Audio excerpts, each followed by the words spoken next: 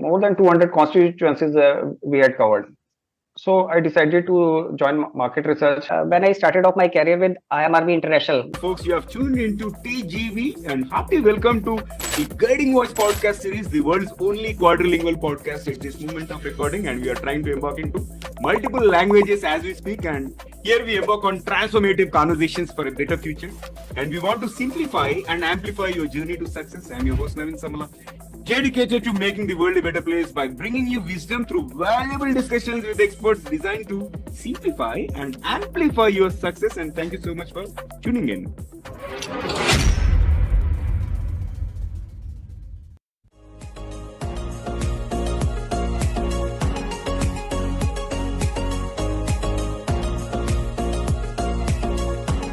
So, folks, we are joined by Harsh Pandey. He's the managing director at Takumi International, and he has won numerous prestigious awards, including Times Business Award 2024, Global Power Leader 2024, and also Indian Achievers Award in 2023.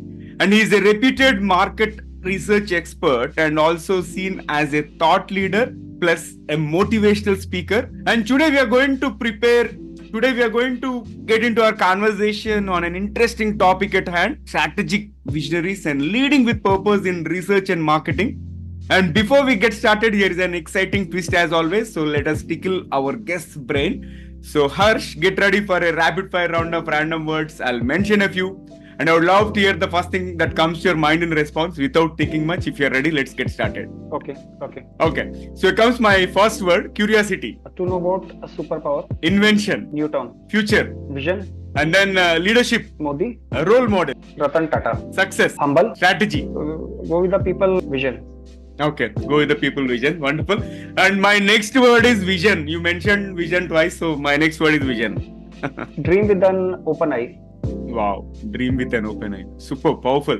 Goals. By product of your vision. Okay, byproduct of the vision. Awesome. And here comes the last word: adaptability. People's manager. Okay, superb. I loved all your responses, Harsh, and thank you for participating in the first rapid fire round so sportively. And when I say first rapid fire round, you heard it right. We have one more rapid fire round towards the end of the episode. So stay tuned. And Harsh, hearty welcome to the Guiding Voice podcast series. How are you doing today? Thanks, Naveen, for inviting me for the show. I'm doing fine. Wonderful. And it is such a pleasure to have you as part of our journey, Harsh. And let's get the ball rolling. What initially drew you to the field of research? And also, how has your background in marketing management influenced your approach to leading Takumi Research? When I started off my career with market research, it was a very lucrative field, and it was a new field altogether. And people, most of the guys were loving to join this domain that point of time. And it was having a great potential. So I decided to join market research, as I've done MBA from Kurukshetra University, and market research is a part of marketing. Market research is a part of marketing. So I thought to explore my career in market research that point of time. Yeah, got it. And also, can you talk about your success mantra, Harsh? Like, as in, share with us the top 3 things that have contributed to your success so far. There are a number of things, but especially if the 3 things you are talking about, so I'll say patience, adaptability, and I have full confidence on my team. So confidence on the team, patience and adaptability. Awesome. And also now I would like to ask my standard question, which is about the toughest lessons that you have learned in your entrepreneurial journey. So maybe those lessons which you cherish the most now, initially which seemed to be scary or whatever, right? The one lesson I have learned from my journey, the biggest lesson I have learned: never start venture into the partnership, because once you start any venture in any partnership, you are bound. You are not able to take your calls and decisions to make things happen. If I want to start something today, I want to participate in some international show, but my partner does not want. So I won't be able to do it, because I had experienced this while I was working as co-MD in Intage India. Intage is a Japanese multinational company So before the Takumi, I was working with Intage. So there were two MDs in Intage. One was Japanese MD and I was the co-MD. So I wanted to take a decision. And the one I quoted, like, there were number of things which I was planning to do in while working with Intel. But whenever I discuss with my Japanese counterpart, he will say, no, Harsan, this is not done. It won't give us good results. So so you can understand, you are not able to take final call or whatever is the better for the company, so you are not able to materialize those things. Got it. I think at times this partnership may not work and we will not be able to make the decisions. So that is what is my understanding. And with that, let's move forward, Harsh, and talk about the mission of Takumi Research. So how do you ensure that the company's goals and strategies are consistently aligned with your mission? Company was started 3 years back. During the COVID time, and that was the toughest time we have seen. When most of the companies were closing down, we opened up the company. We are not getting any business, and finances were in a very bad state, but somehow we pulled things, and in next 3 years we set up 6 branches in India and 2 branches abroad in Toronto and Singapore, and we have a strength of 150 plus employees pan India. And in the next 5 years, my dream is to make Takumi International as a digital company, pure digital company. It should be a Indian MNC. Got it. So you want to build a multinational company which is India based, and your vision is so great, and I wish you and your team all the best in terms of the expansion plan. So now go ahead. Yeah, and we have started doing a lot of things in this direction. And we are doing a lot of research in technology, and also for the expansions we are in touch with number of our counterparts in Europe, US, to make things happen. So you will get to know about our plans very soon. We will be updating you. Got it. So I'll definitely stay tuned for that. And let's move to the next question. This is more around your leadership style. So how would you describe your leadership style? Because in the rapid fire round you mentioned that having confidence in people is very, very important, right? That actually gives me some idea about it. But what core principles guide you as you lead your team at Takumi Research? See, the team which is working with me, they are associated with me for last close to 20 years. From my when I started off my career with IMRB International, now it is called Kantar. The same team is working with me till now. From IMRB International to Takumi, it's close to 25 years I've spent. And team worked with me in IMRB International. When I moved to other company, they came along with me. Then I started one company called RS. They again came to that company. When I started off Takumi, again the team is with me. So I have full confidence on my team, and they never let me down. I have full trust as far as our team is concerned. So that is my biggest strength right now. So I see that you give a lot of importance to your team and also autonomy. So that would be my key learning out of it. And also, like when it comes to implementing these operational policies at Takumi Research, right? I think you might have faced some significant challenges around that. So please share one of those, and also how do you overcome these obstacles how do you overcome these obstacles to ensure the smooth execution of the operationalization of policies? See, India is a diversified country, and there's a challenge in each region, and different languages are being spoken here. There will be challenges in eastern part, challenges will be different. Western part challenges will be different. With an experienced team and with the regional expert, we are overcoming all these challenges. I'll give you a recent examples of one opinion poll study we had conducted few months back. That was a new domain for us, and it was study sample size was close to 3 lakh pan India. It was a challenge. We have never done that kind of a big project earlier with pan India presence, but and the cost was cost wise also. It was not that lucrative.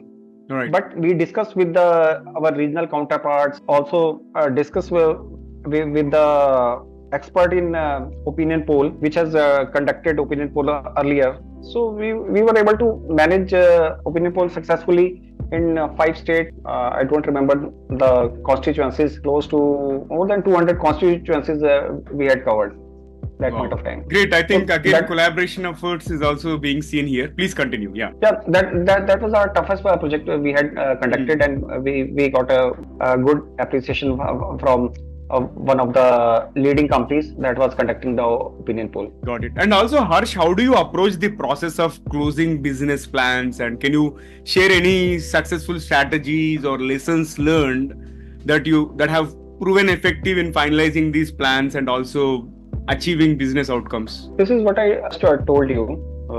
I gave you the example of opinion poll, how we conducted that bigger study successfully pan India. Right.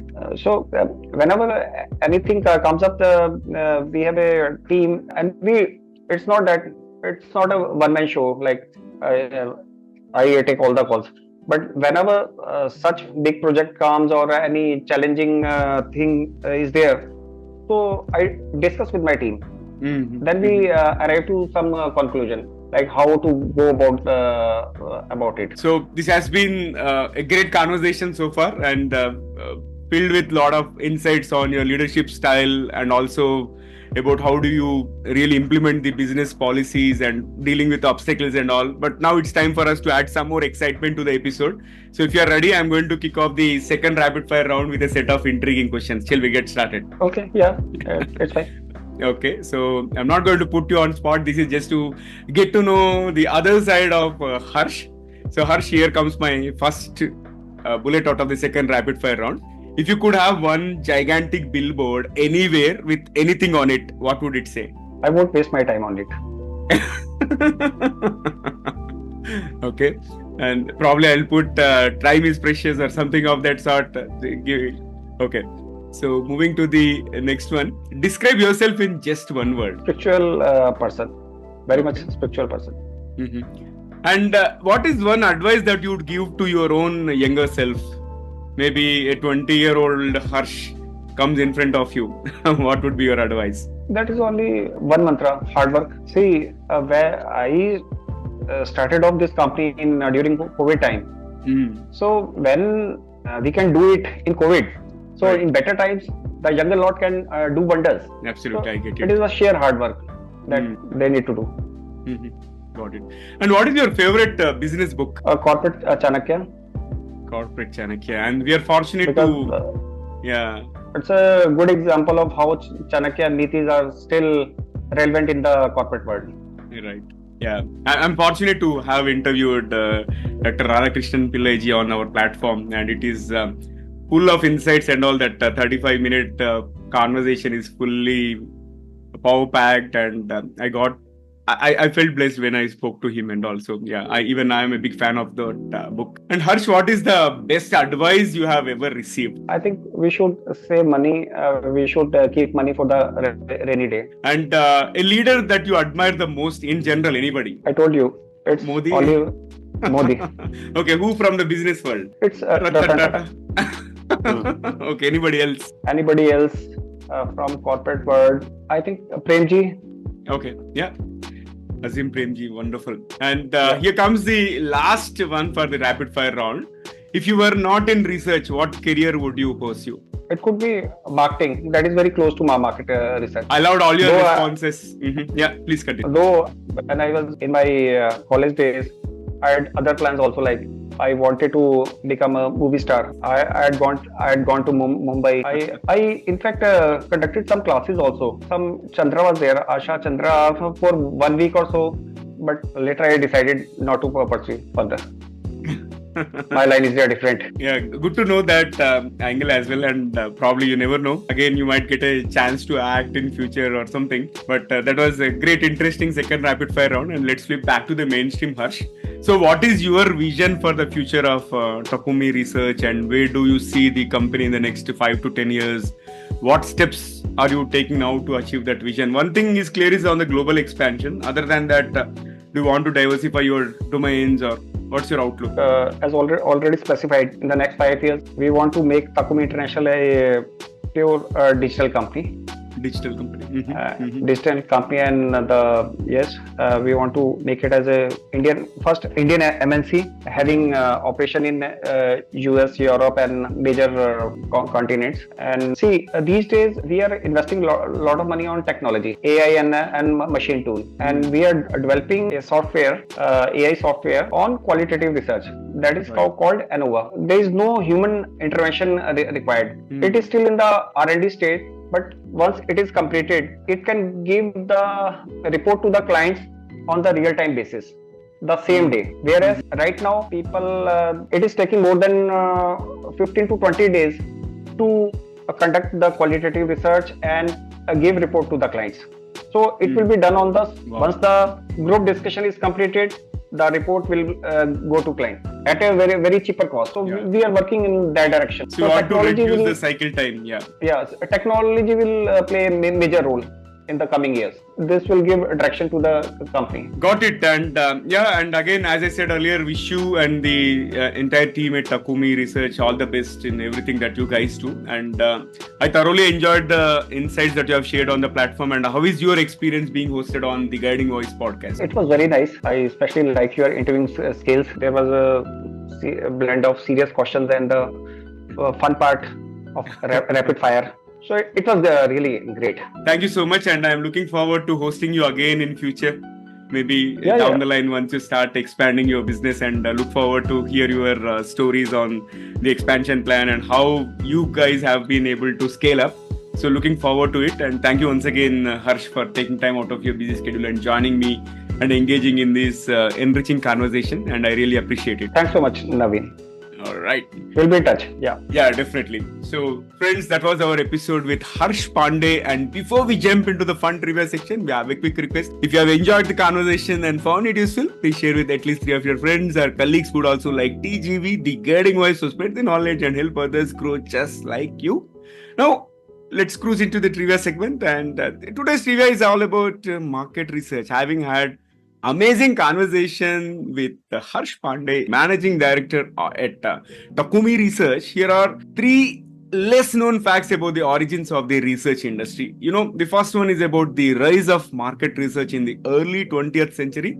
And market research began in the early 1900s with the companies like Curtis Publishing Company conducting surveys to understand consumer preferences. And this marked the beginning of organized market research, which has since become a cornerstone of the research industry.